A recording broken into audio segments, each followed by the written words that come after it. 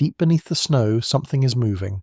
A heartbeat, a breath, a creature that believes with everything in its small body that it is safe. It has no idea that above it, 60 feet up, in absolute darkness, something is already listening. Tonight, an owl will attempt something that should be impossible, catching a sound she cannot actually hear where it seems to be. And the secret to how she does it will change the way you think about silence itself. Stay until the end. Because the final seconds of this hunt reveal one of the strangest tricks in the natural world. She is a great grey owl, the tallest owl on the continent, though beneath her feathers she weighs barely more than a bag of sugar. Feathers are her disguise, layer upon layer of insulation built for a life spent in temperatures that would kill a smaller predator in hours. Her face is her greatest tool, flat, round, almost heart-shaped, not decoration, but architecture. Every feather around it is angled like a satellite dish, funneling the faintest vibration toward two ears hidden beneath the plumage. And those ears are not aligned. One sits slightly higher than the other, slightly forward, an asymmetry that lets her brain calculate not just where a sound comes from, but its exact height and depth, the way our two eyes calculate distance. Here, in the boreal forest, under a sky the colour of iron, she does not hunt with her eyes. She hunts with silence, both the prey's and her own. 3 days without a kill.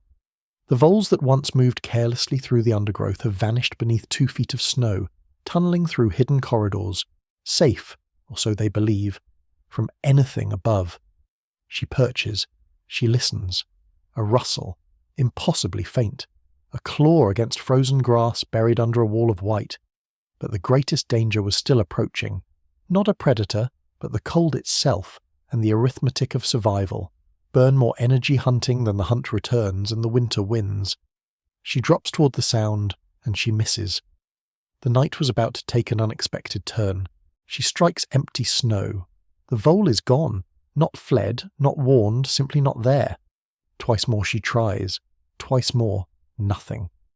For a moment she looks lost, a predator built by millions of years of evolution, defeated by a few inches of snow. Here is what almost no one knows. Snow does something extraordinary to sound.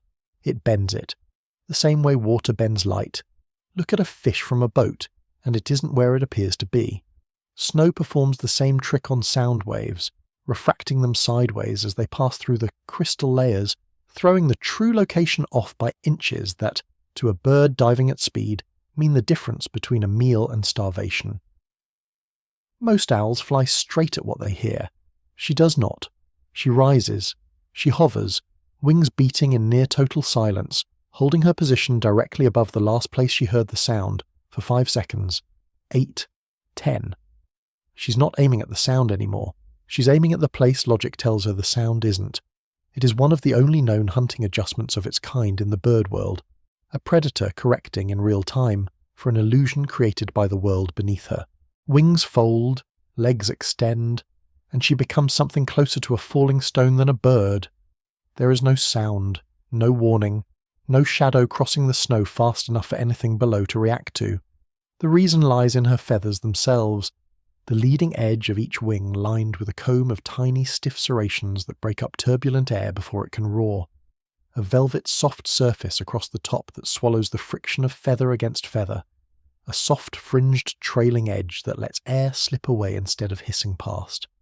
Together, they push the sound of her wing beats below the range even a vole's astonishing hearing can detect. Quieter, in places, than human hearing itself. She punches through more than 50 centimeters of snow, legs first, talons wide. Silence. Then, motion beneath the surface.